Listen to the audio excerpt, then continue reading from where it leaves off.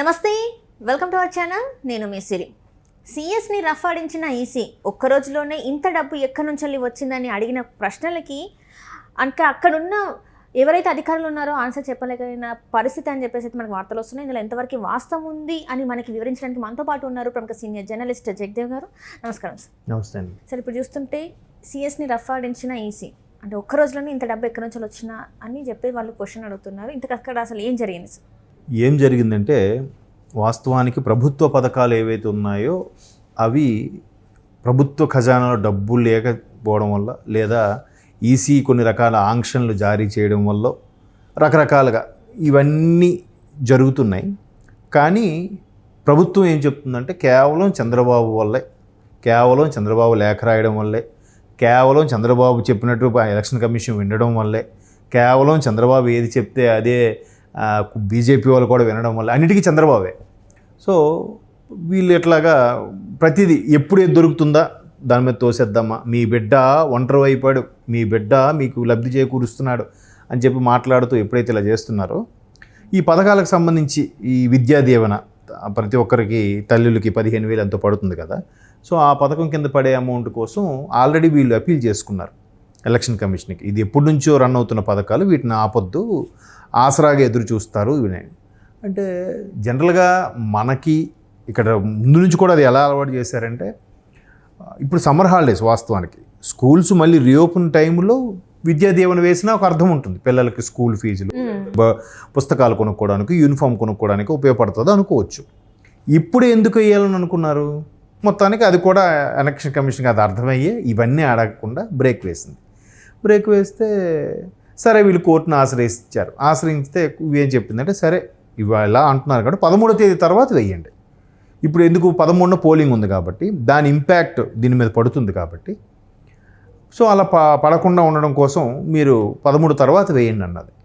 అయినప్పటికీ కూడా వీళ్ళు మరలా కోర్టుని ఆశ్రయించి అది ఇది చేసి ఎలాగైనా మేము ఇది ఎప్పటి నుంచో ఉన్నాయి, దానివల్ల చాలామంది ఇబ్బంది పడిపోతారు, మేము డబ్బులు అయిపోవడం వల్ల వాళ్ళు తిండికి లేక చచ్చిపోతారు అని ఏదో మొత్తానికి మసిపూసి మారేడుగా చేసి ఒక్కసారిగా 49,000 కోట్ల రూపాయలు అందరికీ లబ్ధి చేకూరేలా చేశారు. ఎట్లా ఇప్పుడు అంటే, ప్రతి శుక్రవారము ఆర్బీఐకో కేంద్రానికో లేదా సెంట్రల్లో ఉండే ఫైనాన్స్ వాళ్ళకో లేఖ రాసుకొని అడ్జస్ట్ చేసి అమౌంట్ తెచ్చి వాళ్ళకి ఖాతాలో వేసి పెన్షనర్స్కి ఎంప్లాయీస్ ఖాతాలో వేసేవాళ్ళు 49,000 కోట్లు పైగా జనవరి నుంచి పెండింగ్లో ఉన్న పథకాలన్నీ కూడా ఒకేసారి రిలీజ్ చేయగలిగారంటే ఎక్కడి నుంచి వచ్చింది ఎంత డబ్బులు? క్లారిటీ ఉండాలిగా, వాళ్ళకి చూపించుకోవాలిగా. చూపించారు. ఇప్పుడు ఎవరైతే సిఎస్ గారి ఆధ్వర్యంలో జరుగుతున్నాయో, సిఎస్ గారు ఎవరికైతే ఫేవర్గా ఉన్నారని అందరూ ఛానల్స్లో కానీ మీడియాలో కానీ కోడే కూస్తున్నాయో, ఇప్పుడు ఆ సిఎస్ గారి మీద క్వశ్చన్ పడింది.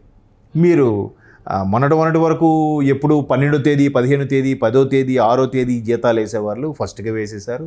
ఇప్పుడు కూడా పథకాలకి మేము 13వ తేదీ తర్వాత వేయండి అని అంటే మీరు కోర్టుకి వెళ్ళి వేసుకోవాలి, ఇప్పటి నుంచో వచ్చేవని చెప్పి జనవరి నుంచి పెండింగ్లో ఉన్నవి ఫిబ్రవరి, మార్చి, ఏప్రిల్ పెండింగ్లో ఉన్నవన్నీ రిలీజ్ చేసేసారు.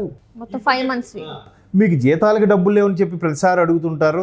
ఓన్లీ పథకాలకే అభివృద్ధి లేదు, రెవెన్యూ జనరేట్ చేసే ఆప్షనే లేకున్న సందర్భంలో మీరు 49,000 కోట్లు ఎలా తీసుకొచ్చారు? ఎక్కడి నుంచి తీసుకొచ్చారు? ఎట్లా? మీరైనా ఎక్కడ దాచిపెట్టారా? లేదా మీరే ముందు చూపుగా ఇవన్నీ మాకు సమస్య వస్తుంది కాబట్టి ఎన్నికలకు ముందు వేసుకుందాం అని చెప్పి ఉంచారా అనేది చూపించుకోవాలిగా. ఇప్పుడు ముందు నుంచి కూడా ఇట్లా ట్యాక్సుల రూపంలోనో వేరే రూపంలోనో, లేదా కేంద్ర ప్రభుత్వం తెచ్చిన అప్పో, ఆర్బీఐ నుంచి తెచ్చిన అప్పో, ప్రపంచ బ్యాంకు నుంచి తెచ్చిన అప్పో మొత్తానికి తెలియదు, కానీ తెచ్చినవి అవన్నీ అలా ఉంటుంటే దీన్ని తీసుకెళ్ళి ఆ పథకాల కింద ఇచ్చేసి ప్రతీ నెల దేవులు ఆడుకున్న పరిస్థితిలో ఉన్నప్పుడు సడన్గా ఎక్కడి నుంచి ఇన్ని వచ్చాయనేది క్వశ్చన్ మార్క్. దానికి ఎక్స్ప్లెనేషన్ ఇచ్చుకోవాలిగా. ఇప్పుడు ఒకప్పుడు ఎలా ఉండేదంటే కాగ్ నివేదిక అని ఉంటుంది, కంప్ట్రోలర్ అండ్ ఆడిట్ జనరల్ అని ఉంటుంది. ఆ ఆడిట్ జనరల్ మీరు బడ్జెట్లో ఎంత రిలీజ్ చేశారు, బట్ మీరు ఎంత ఖర్చు పెట్టారు, బడ్జెట్లో మీరు ఎంత అనుకున్నారు, బట్ ఇక్కడ మించి వచ్చింది ఎలాగో అని చెప్పి వాళ్ళు ఒక రిలీజ్ చేస్తే, వాళ్ళ బులెటిన్ రిలీజ్ చేసేసరికి ఒక్కొక్కడికి భయం వేసేది.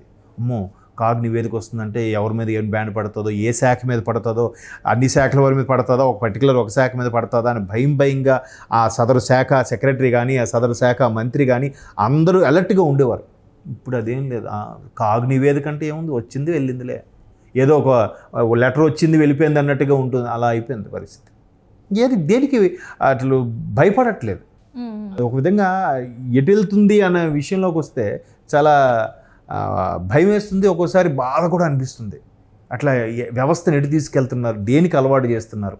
ఇప్పుడు చిన్న ఎగ్జాంపుల్, ఇదే పథకాలకు అలవాటు చేశారు, రేపు పొద్దున వచ్చి నెక్స్ట్ ప్రభుత్వం కూడా పథకాలకు అలవాటు చేయాల్సి వస్తుంది. చేయకపోతే పథకాలు తీసేస్తారంట. చంద్రబాబు గారు వస్తే పథకాలు ఉండవు. ఏంటిది, పథకాల మీదే బతుకుతారా? పనులు వద్దు, ఉపాధి వద్దు, ఎప్పటికీ అలాగే ఉంటాం, ఆ బతుకులే బతుకుదాం అంటే సోమరితనాన్ని పెంచి పోషిస్తున్నారు. ఇప్పుడు ఒకవేళ ఆయన ఒక్క పథకం కూడా తీసేస్తానన్నా, ఇప్పుడు వాలంటీర్లు కూడా ఎందుకు పెట్టుకుంటున్నారు? వాలంటీర్లు అందరూ కూడా మూకమ్మడిగా దాడి చేశారు అని అంటున్నారు. వాలంటీర్ల వల్ల అయితే వాలంటీర్ల వరకు ఒక ఆలోచన ఉంది వాళ్ళకి.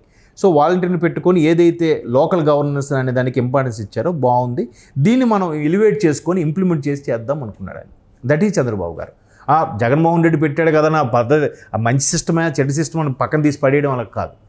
ఈ సిస్టమ్ బాగున్నట్టుంది, దీన్ని ఇంప్లిమెంట్ చేద్దాం. ఇప్పుడు ఆయన ఆరోగ్యశ్రీ పెట్టింది, రాజశేఖర్ గారు పెట్టింది, చంద్రబాబు గారు వచ్చి తీసిలేదే. ఓకే, ఇది బాగుంది, ప్రజలకి ఉపయోగపడుతుంది, అలా ఆలోచించాలి. కానీ లేదు, మంచిదనో చెడ్డదామని ముందు తీసి పడేద్దాం, అవసరం లేదు, నష్టపోయినా పర్వాలేదు, ప్రజలు నష్టపోయినా ఇప్పుడు ఎంతవరకు ఎందుకమ్మా పోలవరం చూడండి, నిజంగా 70% 30% అయిపోతే ఈరోజు ఎప్పుడూ లేని ఉష్ణోగ్రతలు ఉన్న నమోదవుతున్న ప్రస్తుత పరిస్థితుల్లో నీటికి కటకట అయిపోతున్నారు, పంట పొలాలకు కటకట అయిపోతుంది, రేపు తిండేలా దొరుకుతుంది, పంట పండించేవాడు ఎవడు? అందరూ పల్లకి ఎక్కేవాళ్ళే, అందరూ పల్లకి మోసేది ఎవడు? ఇంకా ఎట్లా ఒక్కసారి ఊహించుకుంటే, మరోవైపు ఆ ఫంక్షన్స్ అని ఈ ఫంక్షన్స్ అని ఫుడ్ని వృధా చేస్తున్నారు. అవన్నీ చూస్తే ఉసూరు అనిపిస్తాయి. ఒకవైపు నీరు కటకట అయిపోయి పంట పండించేవాడు లేక ఇబ్బంది పడుతున్న నేపథ్యంలో నిజంగా అది 70% అయింది. అట్లీస్ట్ ఈయన ఓపెన్ చేసేసి ఈయన పేరు శిలాఫలకం ఈయన పేరు వేసుకోవచ్చుగా, వైఎస్ జగన్మోహన్ రెడ్డి ఓపెన్ చేశాడు అన్నట్టుగా. ఎన్ని లక్షల ఎకరాలకి సాగునీరు అందేది, ఎన్ని కోట్ల మందికి వాటర్ తాగేవారు కదా. ఆలోచించకుండా సింపుల్గా తీసి పడేయడం, ఇవన్నీ చూస్తే ఏమవుతుందంటే, బట్ అది వేరే టాపిక్ అనుకోండి, చెప్తున్నాను. సో ఇవన్నీ పథకాలకి చేసి అభివృద్ధి ఏం లేకుండా, ఎవడికి వాడు కాళ్ళ మీద నిలబడి బతకగలే రిసోర్సెస్ చూపించకుండా ఒక పథకాలకి అలవాటు చేసేసి, ఆ పథకాలు అంటే ఫిక్స్డ్గా ఒక అమౌంట్ ఇచ్చేస్తున్నాం, మీకు ఇస్తున్నాం, మీరు మాకు ఓటు వేయాల్సిందే. నేను తినడం కాదు, నిన్ను తినిపిస్తున్నా, నువ్వు నాకు ఓటు వేయాల్సిందే. నేను ఎలాగా తిన్నాను, బట్ నిన్ను కూడా తినిపిస్తున్నా, సో నువ్వు నాకు ఓటు వేయాల్సిందే అనే కాన్సెప్ట్లోకి తీసుకెళ్ళిపోతున్నారు. నెక్స్ట్ వచ్చే వాళ్ళు కూడా అది కంటిన్యూ చేయాల్సిన పరిస్థితి వస్తుంది.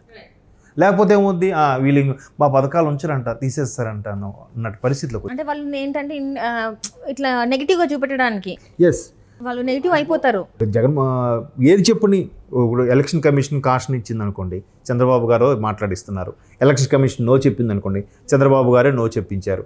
ఎలక్షన్ కమిషన్ బ్రేక్ వేయండి అందనుకోండి, చంద్రబాబు గారు లేఖ రాసి ఆపించేశారు. అన్నీ అదే, అంటే ప్రతిదీ కూడా దాని మైలేజ్గానే వాడుకుంటున్నారు. ఇప్పుడు మొన్న పెన్షన్స్కి వెళ్ళినప్పుడు ఏదైతే వాలంటీర్ వ్యవస్థ కాకుండా మీరు సొంతంగా వెళ్ళాలి, పెన్షన్స్ తెచ్చుకోవాలనే సందర్భంలో అసలు వెళ్తే ఖజానాలో డబ్బులు లేవన్నారు. ఆ టైంకి డబ్బులే ఉన్న వాళ్ళు ఒక్కసారిగా 49,000 కోట్లు ఎక్కడి నుంచి వచ్చేసాయమ్మా? దానికి మరి ఎక్స్ప్లెనేషన్ ఇచ్చుకోవాలి కదా. ఇప్పుడు ఈ అధికారులు ఎవరైతే ఉన్నారో వీళ్ళు రేపొద్దున్న పదవీచ్యుతుడు దిగిపోయిన తర్వాత ఇవన్నీ వాళ్ళకి తలకు చుట్టుకుంటాయని వాళ్ళకి తెలియదా? ఆ మేధావులకి తెలుసు. కాకపోతే ఏముంది, కోర్టులు ఉన్నాయి కదా, డ్రాగ్ చేస్తూనే ఉంటాం అనే ఫీలింగ్లోకి వెళ్ళి తెలుసో తెలియకో మిస్టేక్స్ చేస్తున్నారని నా అభిప్రాయం. బట్ మొత్తానికి దాని ఎక్స్ప్లెనేషన్ ఇచ్చుకోవాలి, ఇవ్వకపోతే ఎలా ఉంటుందో చూస్తారు. Right, thank you so much. Thank you.